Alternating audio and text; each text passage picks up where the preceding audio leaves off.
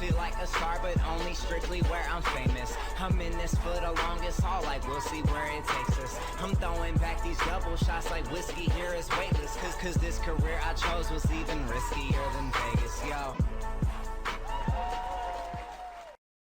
Hello, everybody, and welcome back to another episode of the Colby Rebel Show. I am your host, Colby Rebel, where we have a spectacular show in store for you tonight. So I want you to just stand by and be ready to literally be transformed. Tonight is a very, very special guest that we have on air with us. This gentleman is a transformational coach, speaker. He really is the next truth seeker, really helping you fulfill your purpose. He is a teacher, a speaker, a visionary guide, and an author of best-selling book, You.Are.The.One, and The Magic of Surrender. And as many of you know, in our spiritual business, it's all about surrender, and it's really all about living your purpose. So we could not have a more perfect guest in the house tonight. So please put your hands together and welcome Kute Blackson. Hello. Hello. Hello, Kute. How are you? Good. Hello. Thanks for that beautiful welcome. Oh, I am so happy to have you. And it could not be more perfect, right? Could not be more perfect. And there's so many things that I want to ask you, so many questions. And I'm sure you get them all the time. I don't know how you don't walk down the street and people are just pulling you aside, but there's a lot we're gonna talk about and go through. And again, I just want to thank you for being here and for your time and your generosity.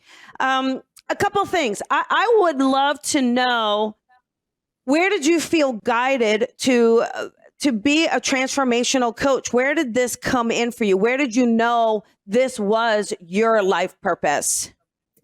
Yeah, I don't know if I know that transformational coach or guide was the specific form, but I grew up in a very kind of strange environment, but I didn't think it was strange at the time. So as a kid, I was born in Ghana, West Africa. My father's from Ghana. My mother's Japanese. I grew up in London, now in LA. And ever since I was a child, I was very empathetic. So I would feel people's pain and suffering very deeply. There was a part of me that always wanted to alleviate people's suffering in some way. My first memories as a young boy was literally seeing a crippled woman crawling on the floor. She picks up the sand that this man walks on, wipes it on her face, and stands up. And so week after week, I grew up around these miracles that seemed very normal to me. I would see the same man look at a woman in a wheelchair and say, "Why are you in this wheelchair? You're not sick, stand up." The same man would look at a person who had who was blind, and he would touch their eyes and sight would be restored. This man was my father. My father was considered the miracle man of Africa, had 300 churches in Ghana, West Africa, hundreds of thousands of followers, had a huge church in London, 3,000 to 4,000 people every Sunday.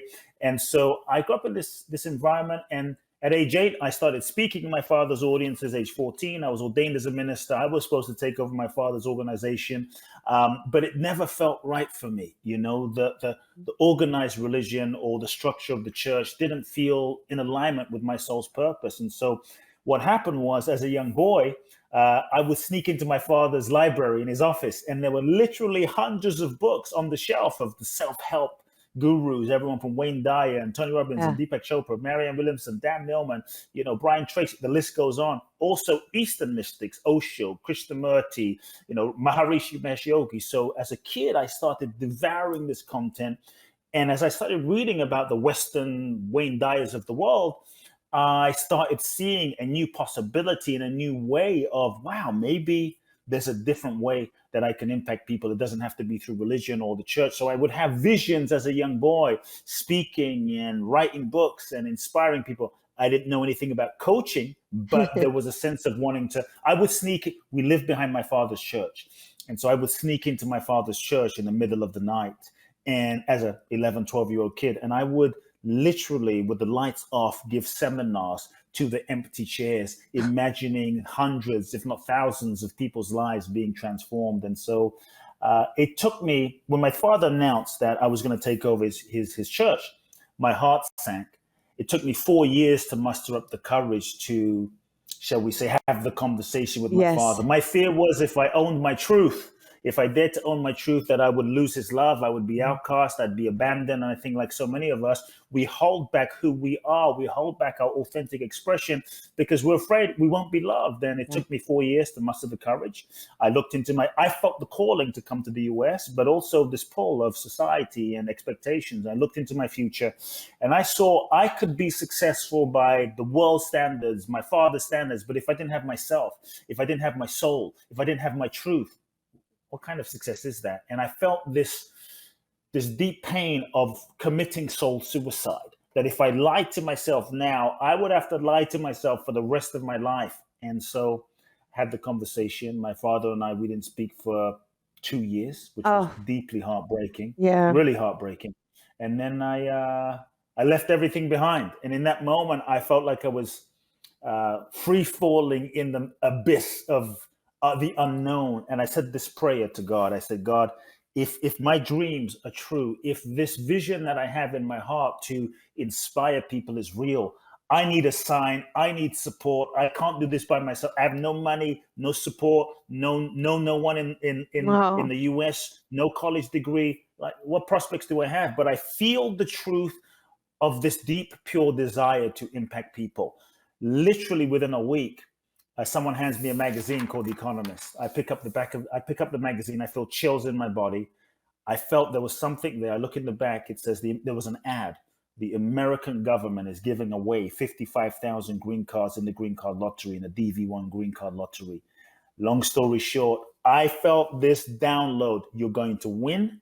Enter it. I entered it through the law firm, and 3-4 months later, end up winning a green card. And that's what brought me to the US. I met many of the mentors and teachers, and years later traveled the world, traveled to Thailand, studied with monks, and Israel with rabbis. And I ended up in India, had some really transformational experiences in India. And out of that came my way of working with people and a deep desire I started off working one-on-one with people, and then it grew to small groups and large groups and larger groups and 2 best-selling books. So that's a short version. Wow. And I know that feeling of, worried about what is our family going to think, right? And how are they going to be accepting of this? But it does take a lot of courage to have that conversation, especially for you when there's kind of a lineage and an expectation to kind of carry on the family business, so to speak. Were you able to mend that relationship with your father? Was he able to embrace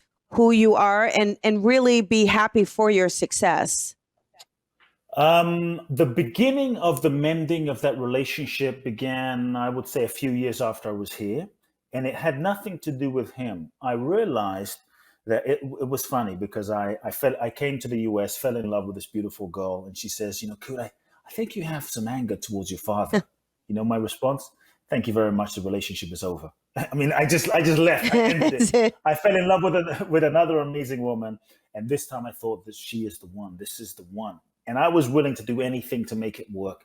And she again says, Kute, I think you have some anger issues towards your father. This time, because I didn't want to lose the relationship, I said, let me get into therapy and work on myself.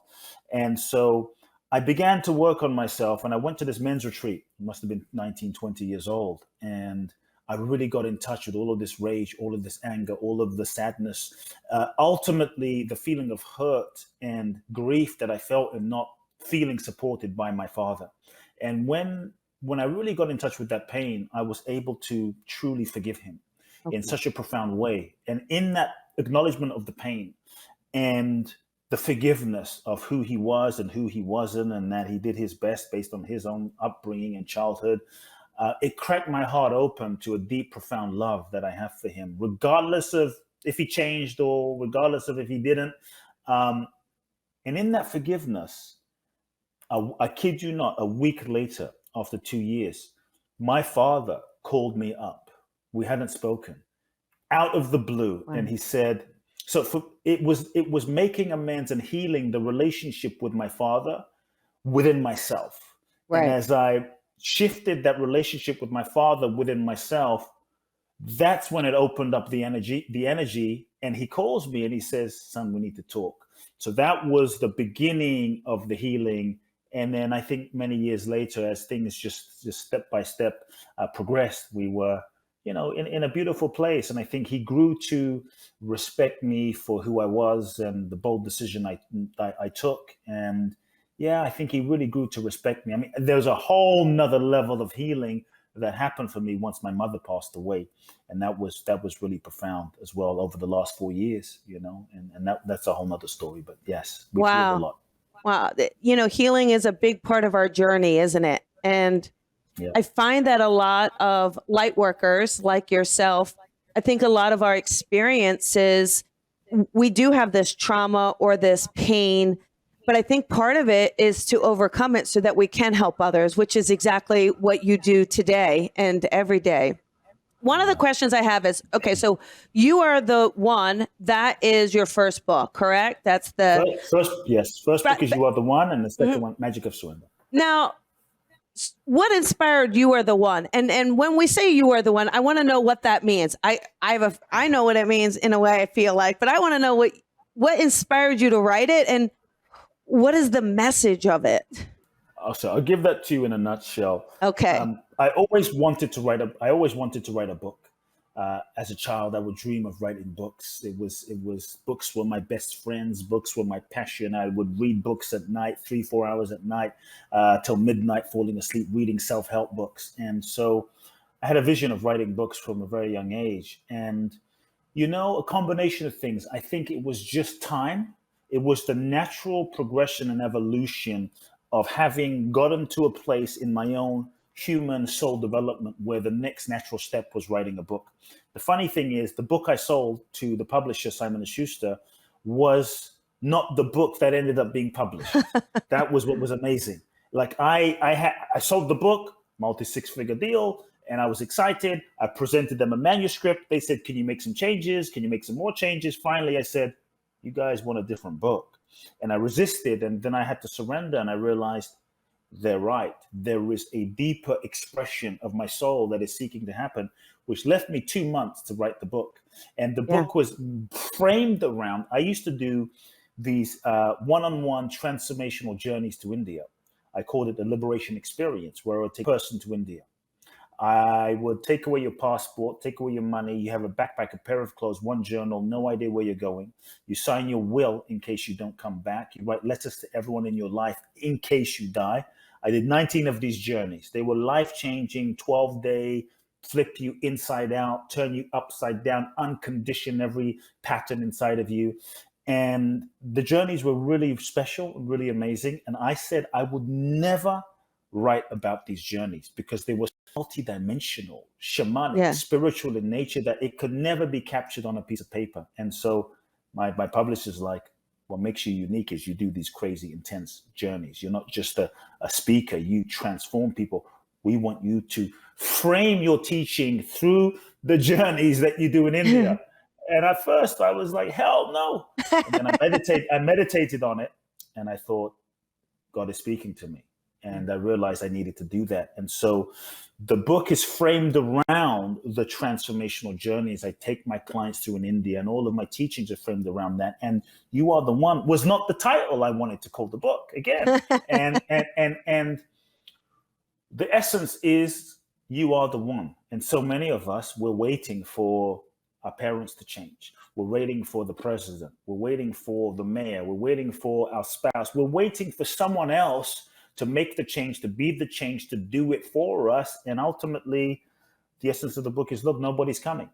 Right. Nobody's coming to change your life. Nobody's going to do it for you. And I had to get to that place in my life because in my early 20s, I wanted to do a talk show and be discovered by Oprah. And it felt like I was just waiting. And then I realized Oprah's not going to knock on my door and make me famous or give me a platform to impact lives. If anyone's going to do it, I have to start.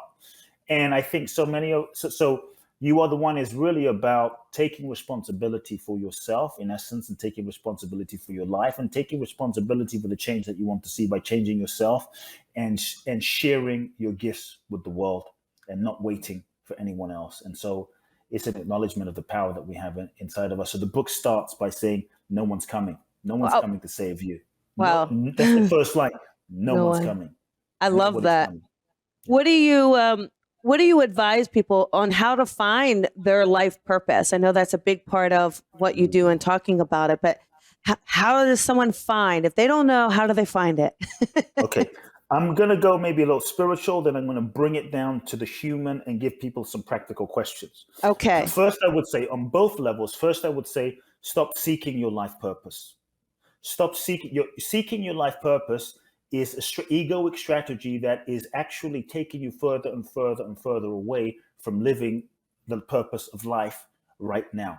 Ultimately, first and foremost, on a spiritual level, we are spiritual beings. We incarnate into this human experience in order to learn, to grow, to evolve, to realize and remember who we really are and learn lessons. It's through the experiences of life. If life is a school, every experience is part of the curriculum. And so every moment of life, if that is the case, every moment of life is a learning opportunity. And if then the purpose of life is to learn, to grow, to evolve, to realize our true nature as infinite beings, if that's the case, that means every moment of our life and every minute, every experience of our life is, in essence, the purpose of our life, so long as we're learning and growing and evolving. So it's not so much what you do, it's the degree to which you are learning and growing and evolving and using the experiences of life to remember who you really are. So the purpose of your life is now. The purpose of your life, of all of us on a spiritual level, is your evolution, not whether you get that job or achieve that thing. That job, that purpose, that job, that goal, that desire is the evolutionary vehicle for you to learn the lessons so that you can evolve and grow your soul so that you can awaken. And so I think that's the ultimate purpose in and of itself. So whether you're cleaning the street, whether you're working a job that you hate, whether you're doing something that you don't think is what you were born to do, you can still live your purpose so long as you're learning and growing and evolving. That's the bigger context. Now, on a human level, okay, well, what do I do now? Okay, here we go. Again, stop seeking your purpose. Seeking. Some of us, we seek our entire lives and never share our gifts. And there are gifts inside of us. There are books inside of us. There are TV shows inside of us. There are poems inside of us that we never give because we're kind of waiting for some moment, seeking a purpose. And so the ego's job is to seek and never find. Because the ego's job is to reinforce its existence. And so one of the ways the ego, our perceived sense of self, reinforces its existence is through the process of seeking. And so sometimes we hide through the seeking of our purpose and we try to figure out what is my life purpose from our current level of consciousness. And we stay on the sidelines rather than sharing and doing and giving, we seek. So I tell people, stop seeking. Instead, move, just start. You don't have to know where you're going in order to get to exactly where you need to be. In fact, from the level of the mind, level of the personality, many times when we think we know where we're going, we don't really know where we're going. We just have the illusion of thinking we know where we're going. And so if you just start and you just go in the direction of what lights you up, what lights up your soul, where do you feel the resonance, the vibratory frequency of energy, what turns you on, what makes you most alive? For me, it was speaking. What would you do for free? Like literally, for me, I was speaking every day to empty chairs for free for 8 years because it lit me up. It didn't matter if anyone was around. So go in the direction of the joy, the vibratory energy, where the frequency is high, what lights you up, move. When you take a step, what I found is life then reveals the next step in the process of taking that step. And you take the next step, life then reveals to you the next step in the process, and life keeps revealing to you the next step in the process of living.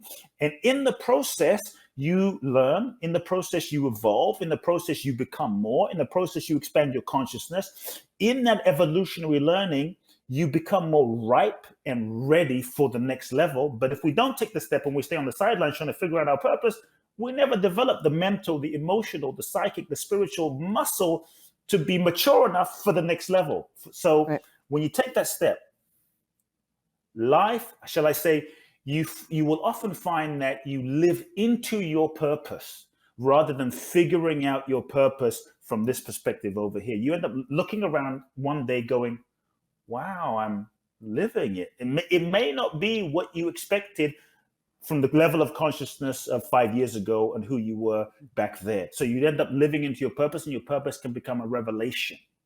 So some practical questions. Number one was, what do you love? What turns you on? What makes you come alive? Number two, ask yourself, what specific tangible skills do you have? Because you might say, well, I love, basketball, but you're 2'1". Probably that's not going to be the expression of your purpose in this lifetime. And so I love Formula One racing, but I'm not going to be a Formula One racer in this lifetime. These guys have been doing it since they were 3 years old. And so you look at what tangible, specific skills you have by looking at all of your entire life trajectory and past experiences.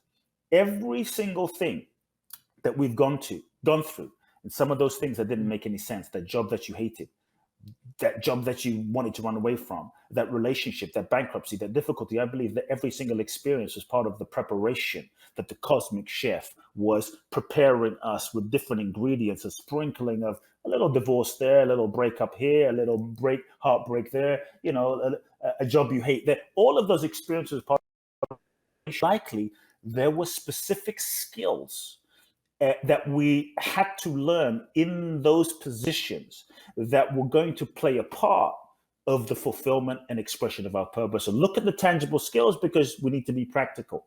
What do you love? What specific skills do you have? Number three, look at what unique problem are you able to solve?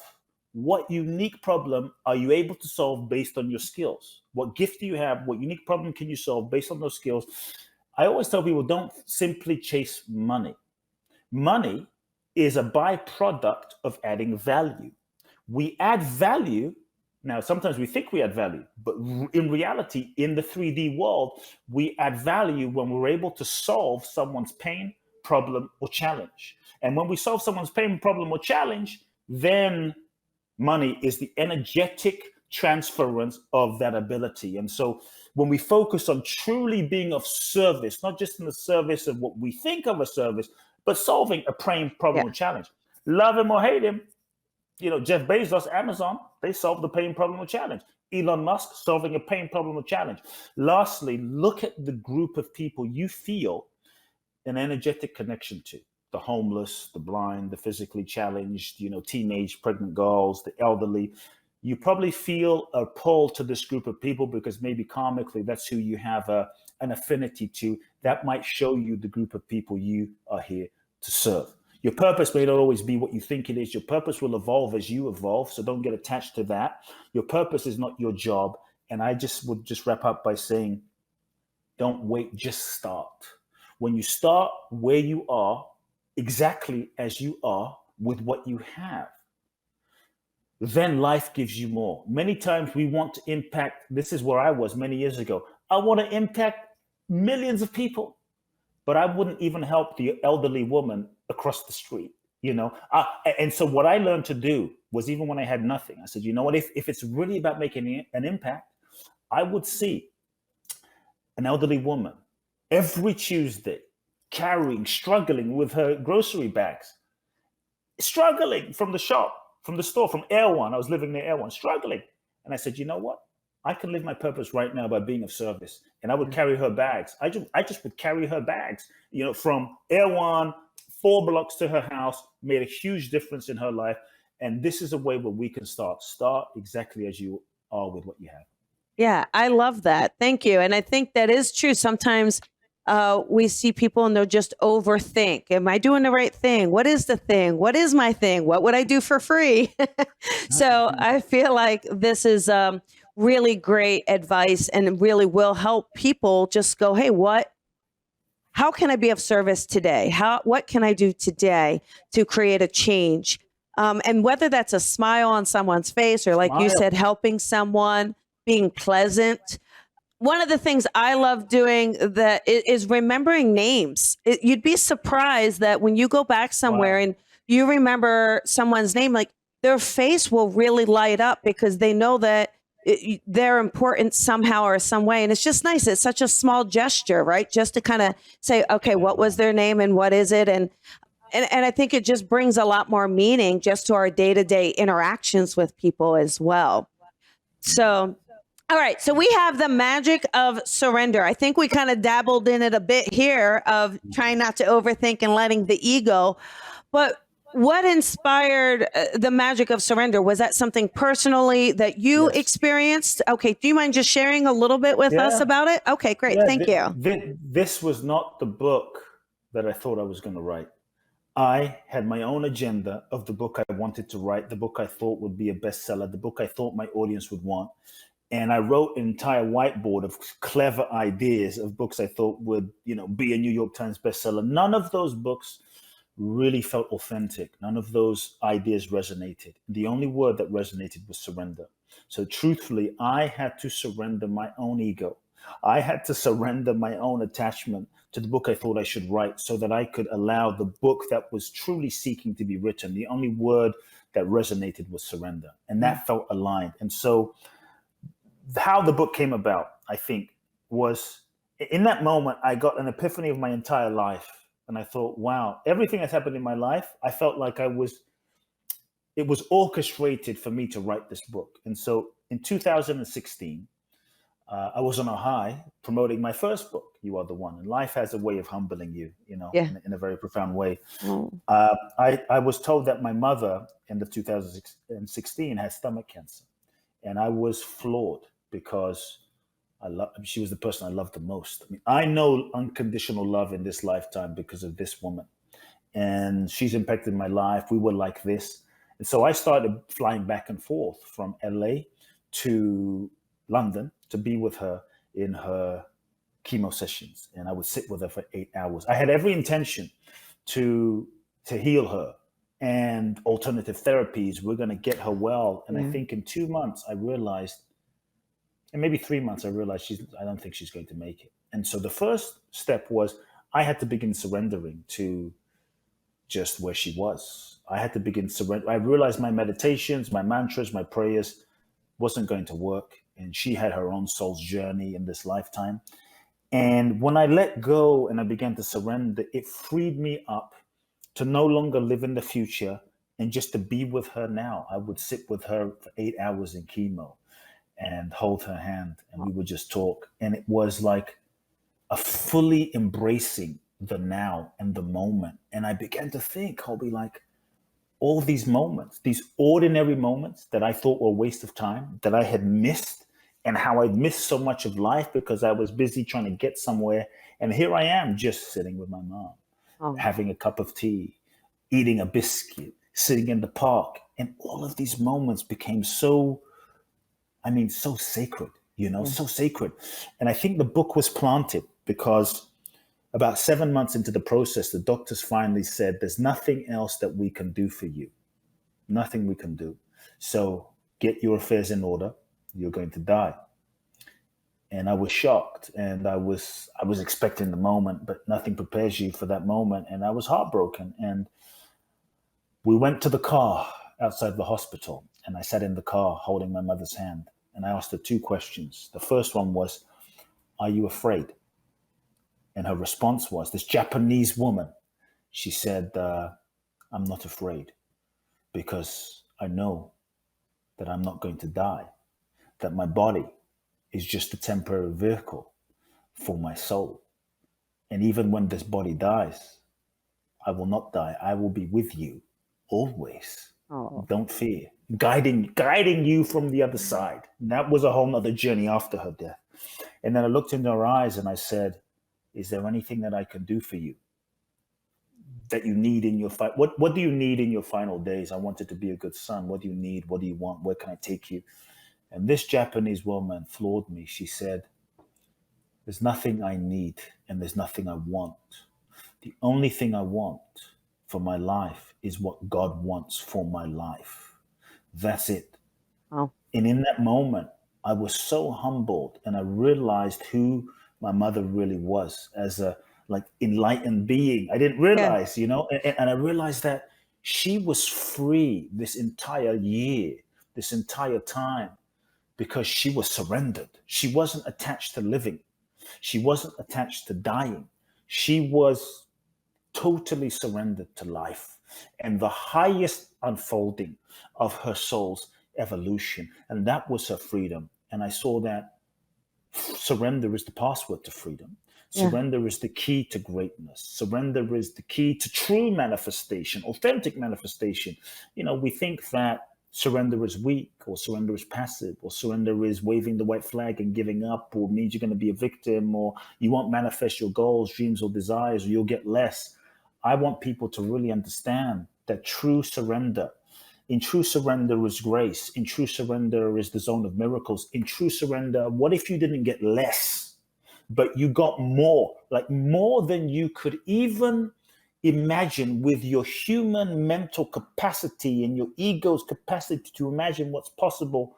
When you surrender, you go beyond yourself. All of the great ones, Jesus, Buddha, Gandhi, Bruce Lee, Muhammad Ali, Mother Teresa, Mandela, they all surrendered themselves to life, to their soul's purpose, to a bigger vision, to the universe, to the divine. And in that surrender, they transcended their own human ego's limitations, that they tapped into another dimension of the potentiality of the universe, and life began to flow through them. And so surrender is letting go of control that we think we have. Surrender is, shall we say, when we stop trying to force life. And surrender is when we let go of the idea of who we think we should be and how we think our life should be, so that we can truly take the limits off of life and be open and be available and allow the infinite intelligence of the universe to use us and manifest through us in ways that we can't imagine.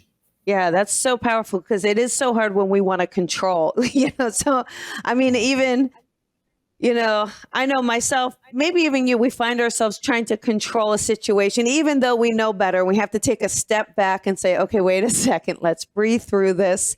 But what's great is, I thought as you were talking about your beautiful mother, it was really interesting, because one would think, based on the childhood, that your gifts today were really instilled because of your father. But really, maybe this all comes from the mother, and the father taught you the practicality of having the stage presence or having that confidence to do it. But maybe it all came from mom as well, right? I realized my mother's true power. Yeah. And I realized that power was in her surrender and her egoless selflessness. Yeah. And that I underestimated, because in our culture today, we tend to worship the sort of like, rah, yes. The loud person. And my mother didn't need to be known. My mother didn't need attention. My mother didn't need, she just showed up and served everybody, literally everybody, in profound humility, equally, as though they were, shall we say, a manifestation of God. Yeah. And not for fame, not for ego, not for the stage, not for YouTube, just because that's what she was guided to do.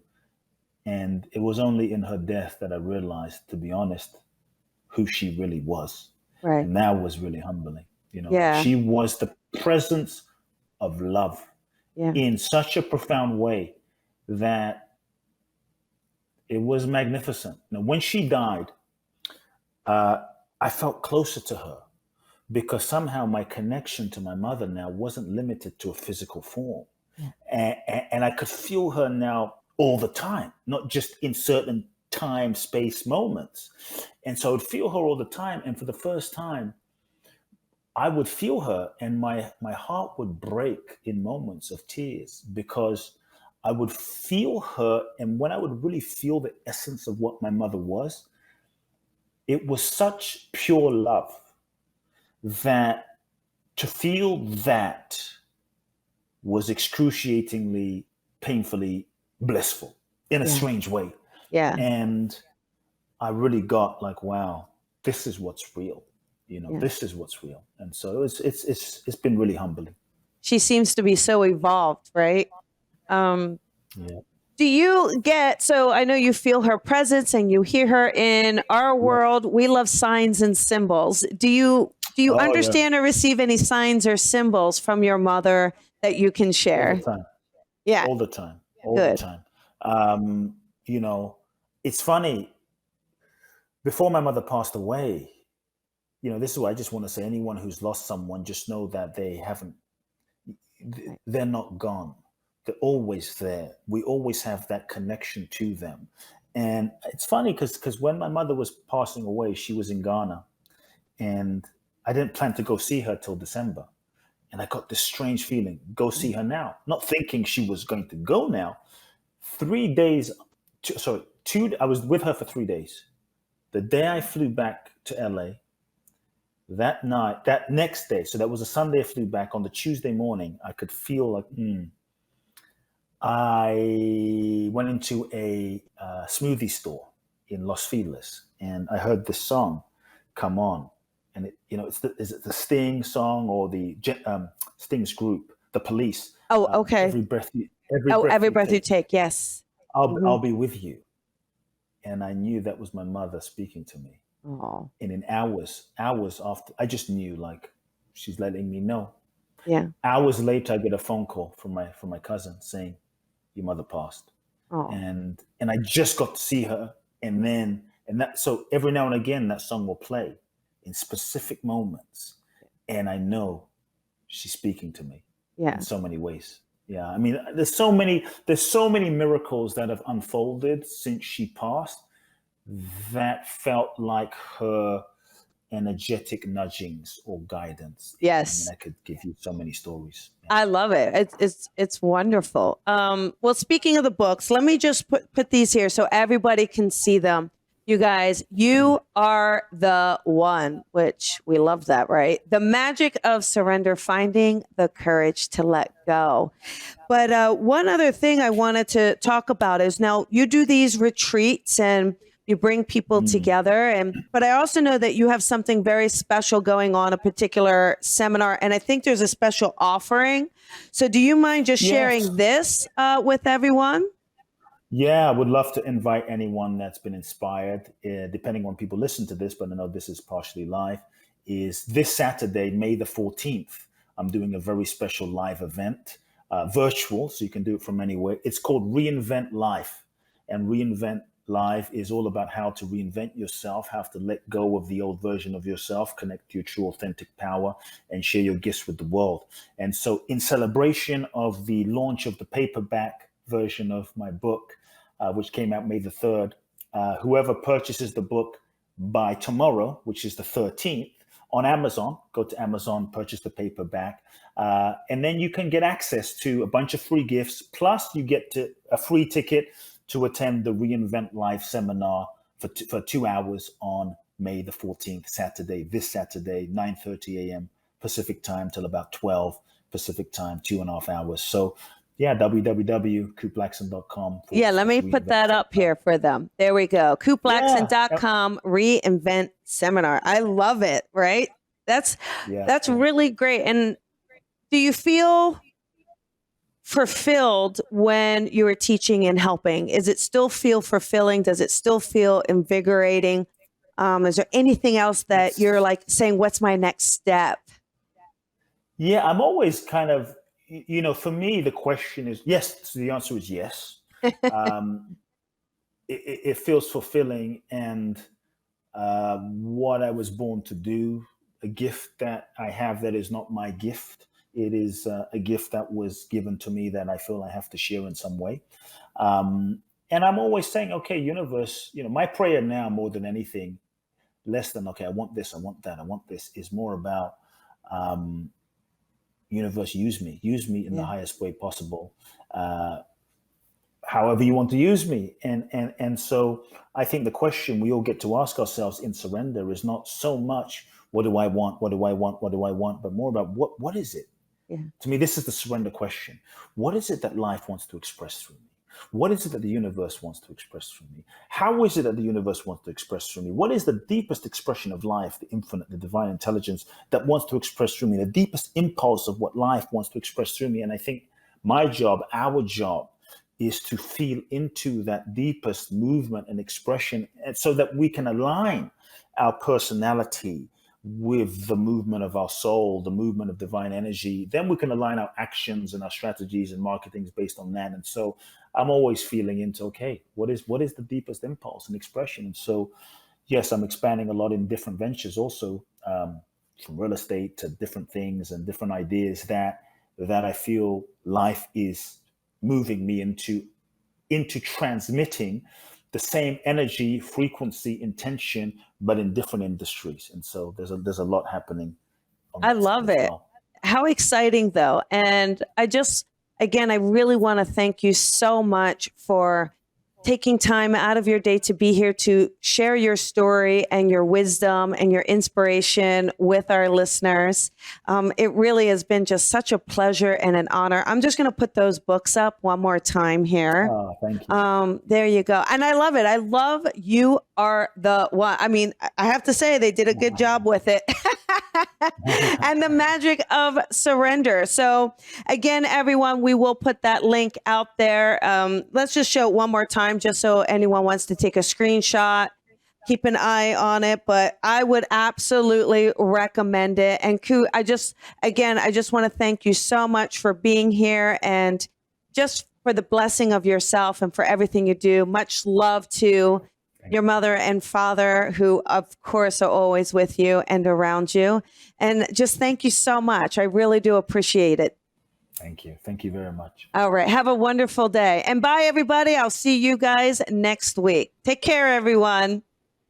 Thank you for listening to the Colby Rebel Show. Be sure to follow Colby on social media at Psychic Rebel. And if you've enjoyed this podcast, please head on over to iTunes to leave a review to help Colby grow the tribe. Colby is an international psychic medium, teacher, best-selling author, and speaker. She is a master teacher of the Lisa Williams International School of Spiritual